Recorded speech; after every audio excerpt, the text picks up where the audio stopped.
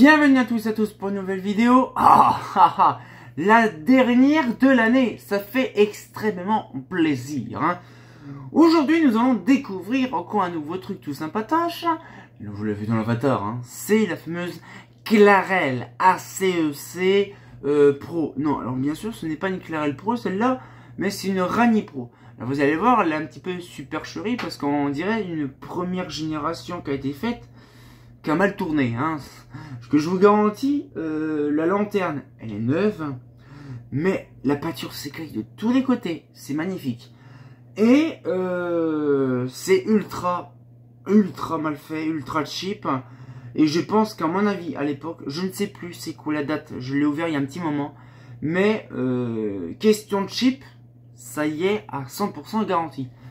Mais regardez un petit peu ce petit luminaire tout sympatoche. C'est tout sympatoche, une petite pro en lyre que de base Clarel avait conçu, parce que c'est un luminaire bien sûr Clarel, de base. Et puis après ils se sont amusés à faire leur système.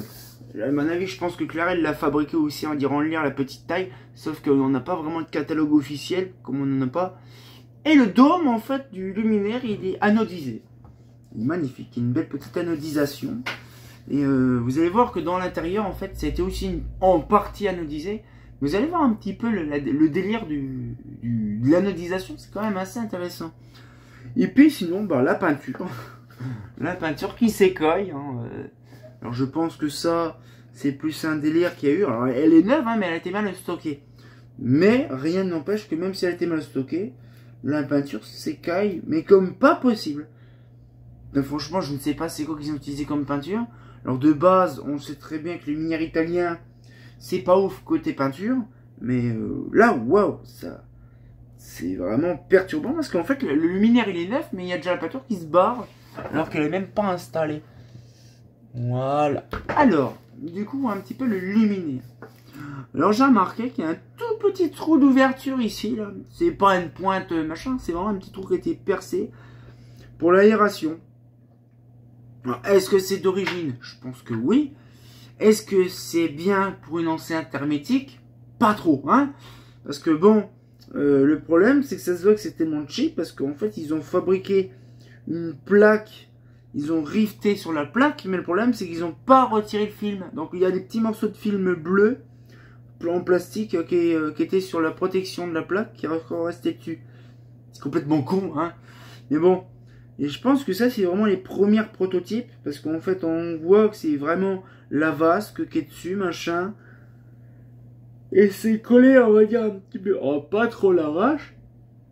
Mais, c'est ultra dingue de dire quand même qu'ils ont réussi à modifier, à dire, le système intérieur. Parce que de base, c'est une vasque avec le joint dessus. Et en fait, ils ont tout mis dessus directement.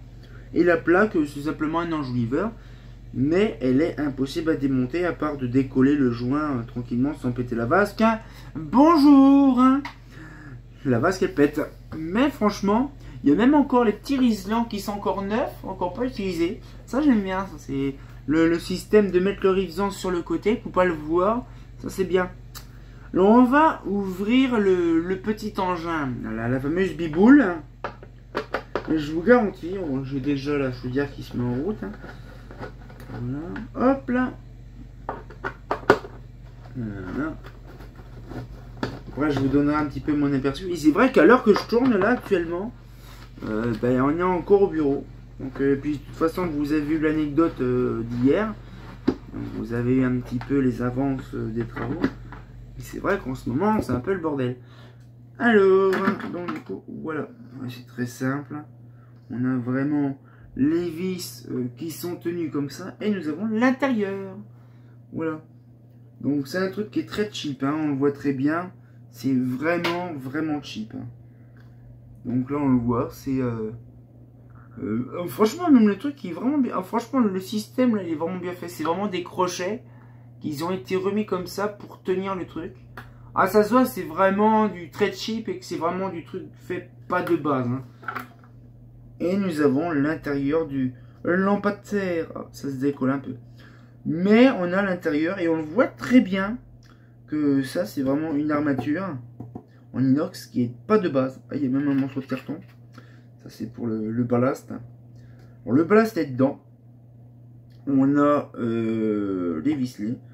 Il n'y a pas d'étiquette. Ce que je vois, il n'y a pas d'étiquette. Et je crois que ça elle doit dater des années 90 à peu près, le luminaire.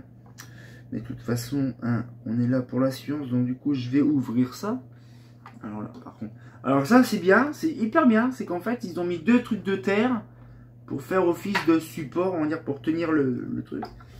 Mais bon, c'est pas ouf quand on veut la démonter. Parce qu'en fait, il y a tout qui traîne, tout qui gêne. Le truc, il est ici. Donc là, il faut que j'essaye de démonter l'intérieur. Hop là. Donc je vais prendre mon petit support boîtier. Voilà. Et il me faut celle-là. Normalement, si tout se passe bien. Non, trop petit. Là. Bon, ça m'étonnerait largement. Hein. Yes. Où est-ce que j'ai... Vous allez me dire, j'ai un truc... Oh putain. Il y a Dorian qui a mis ses pattes là-dedans. Il a mis du carré, du truc là-dedans de partout. Hop là. Celui-là. Alors, tac. On va déjà ouvrir celui-là.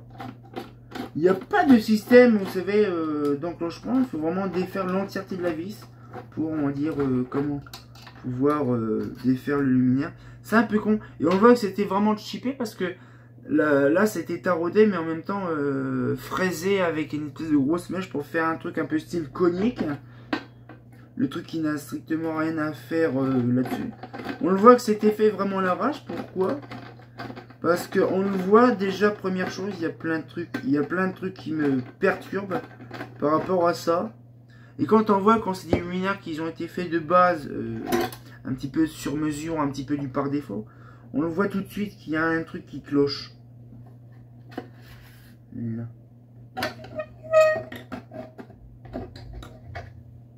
Voilà.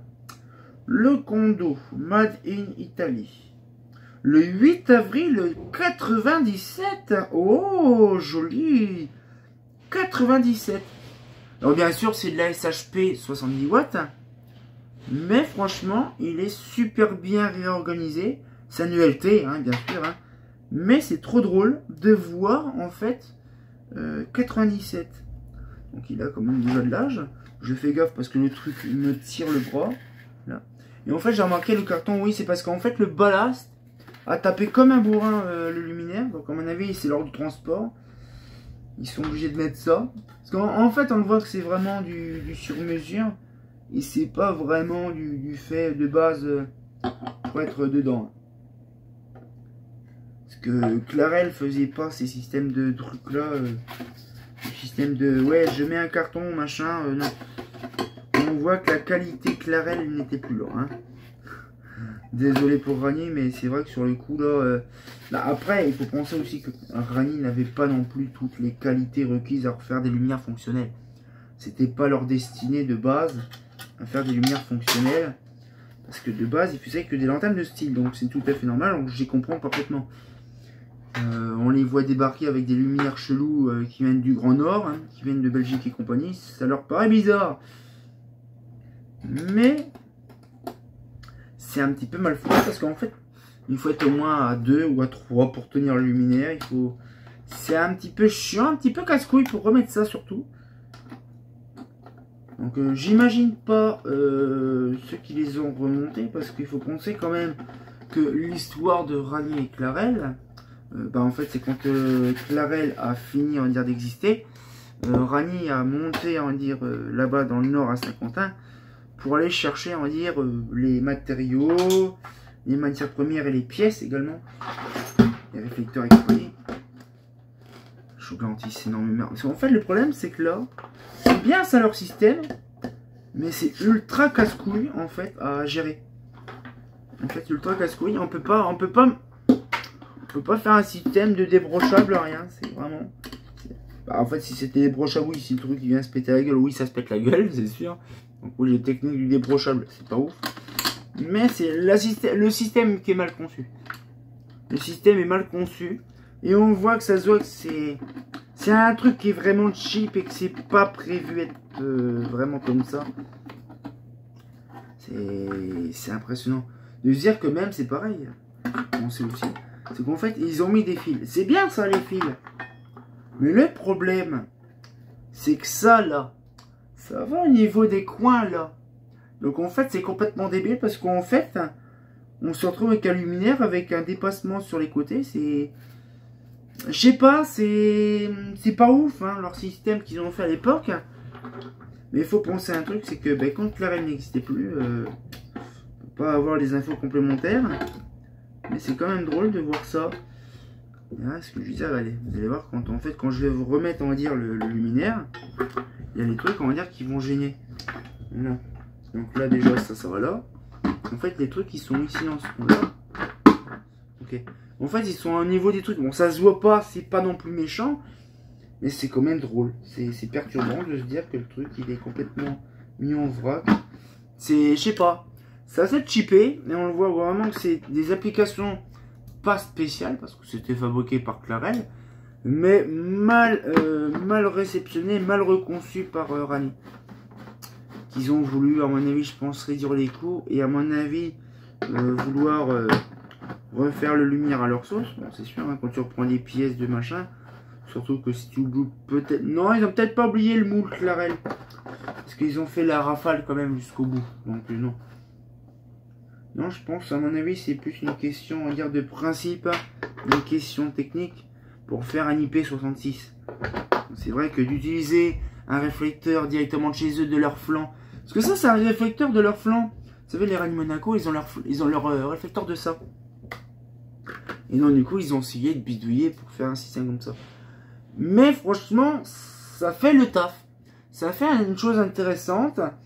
Après, le système pour régler, c'est ultra simple. Hein, c'est une vis à l'intérieur qui est là, qu'il faut simplement dévisser un petit peu. Puis après, on peut pivoter le luminaire. Nous, on l'a mis à 0 degré, pour que ce soit bien propre. Mais en gros, voilà. Mais je pense, moi, à mon avis, c'est que le luminaire de base, quand il est vendu sans l'optique. Donc, il est mis à plat dans un carton. Et puis après, ou je ne sais pas, parce que c'est vrai que la plupart des luminaires sont vendus soit complètes, ou soit sans appareillage, ou ce truc. Même pour dire qu'en fait, en bas, la douille qui est dans le support est complètement éclatée. Parce qu'en fait, on voit que c'était écarté. Il y a un côté, il y a une rondelle, l'autre non. Donc c'est, je ne sais pas, ça se voit, c'est 97. Hein. Vous imaginez 97 alors qu'elle existait déjà depuis bien longtemps. Mais ça fait vraiment cheapé pour ce que c'est. Mais franchement, je suis bien content de vous l'avoir montré. Parce que c'est quand même un truc intéressant. Et j'essaye, oh la vache, d'un poids, d'un lourd. Voilà. Mais j'essaye en fait de vous montrer quand même pas mal de luminaires intéressants. Et celle-là, c'est la dernière de l'année 2024. Je veux dire 2025. 2024. La dernière de l'année. Et la prochaine vidéo, ça sera pas le 31. Parce que le 31... c'est une vidéo dédiée pour les Hyper Night. Hein, ça sera Hyper Night, les tournages entiers. Je prévois de faire un tournage complet en une soirée de toutes les rues. Je vous garantis, c'est très long. De toutes les rues d'Épernay avec les 60 vidéos. Bon, il n'y a pas 60 vidéos en elles-mêmes. Vous êtes d'accord? Parce qu'il y a une vidéo de terrain, une vidéo de Hyper Night avant, une vidéo d'Hyper Night après. Donc il y en aura largement moins. Mais je montrerai vraiment toutes les vidéos de base qui a été tournées par rapport à ça. Donc mardi prochain, il n'y aura pas de vidéo.